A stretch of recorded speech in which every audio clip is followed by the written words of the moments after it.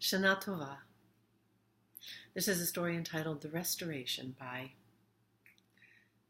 We have only to look into the night sky to know how immensely creative God is. Well, one day, God found herself in her studio playing with her celestial paints, and she decided to create a new world. She picked up her holy paintbrushes and began laying down swaths of green and blue and brown, touched with reds and yellows and oranges and colors unimaginable. When she stepped back from finishing this world, this was one of the most glorious worlds she had ever created, so much so that she decided to give it a kiss and impart the breath of life. Well, with that kiss and that breath, the winds began to sway in the great trees. The waters of the oceans began to move with the tides and create waves. And every creature of earth, sea, and air began to breathe the breath of life from God.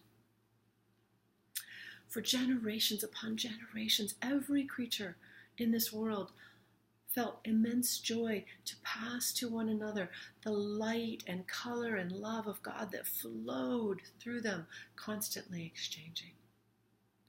This world gave God so much pleasure. When other worlds were troubling her, she would come back to it just to look at it, enjoy, and receive nourishment at its loving. Now there was one creature on this world that called itself human.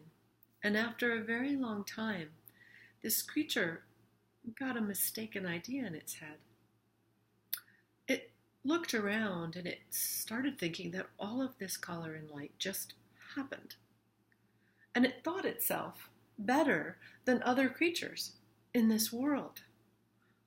And finally it decided that this world belonged to it and was for its use. Started to create its own paints and to paint its ideas of its greatness over the world. Well, that became the thing to do, that every human should paint its greatness on the world. And so generations went by with the paints building up and building up and building up, until finally God's light was so covered that a lot of people no longer believed there even was a God. And if God existed, it was only in legend. This caused God great grief, but she didn't interfere with the world. She just hoped that one day her human creatures would decide to find her again.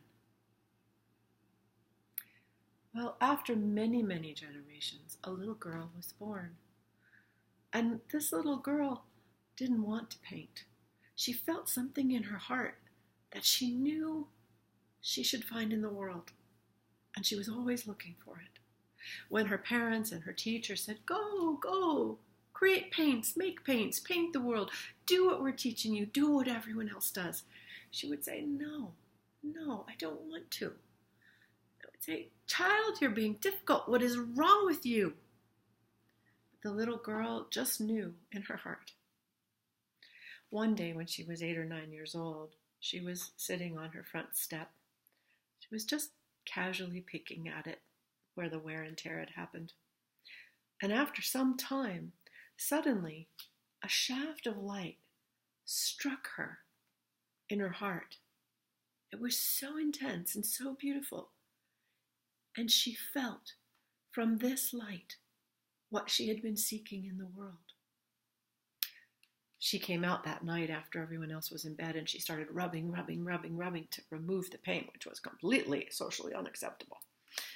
By morning, she had a square about like this, and through it shone the most magnificent colors and a warmth of light that was alive. The little girl knew she would never stop rubbing to see how far and how deep this light went, and no one could stop her from rubbing off her own ancestral home. Even though, again, people taunted her, she's crazy. You have to do something about that child. Besides, that light could be dangerous. You don't know what that is. Child, stop it. But she wouldn't. She just kept rubbing as the years went by. Crowds would form, and over time, though people still taunted her, many just stood quietly because the light was very beautiful. One day, a young man approached the young woman. He leaned down to look at the light, and she, without a word, handed him a rag. He took it and started rubbing away the paint.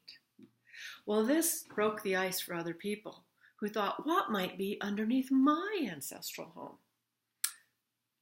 Pretty soon, house after house, village after village, country after country, around the world, people were removing the paint and discovering that these colors, these unimaginable colors, this beautiful, radiant, nourishing light existed everywhere, under everything. And it brought them love and joy. God in heaven was so pleased that our human creatures were returning themselves to her and restoring their world in the process. May we know this High Holy Days that the work of tshuva we do when we say, I'm sorry, when we ask forgiveness, when we offer forgiveness, when we look within at what we could do better, that we are restoring God's world within and between and around. And may we know and feel when the gates open, the light and love of God pouring into our hearts, and recognize that we have blessed and nourished God in return. Shana Tova.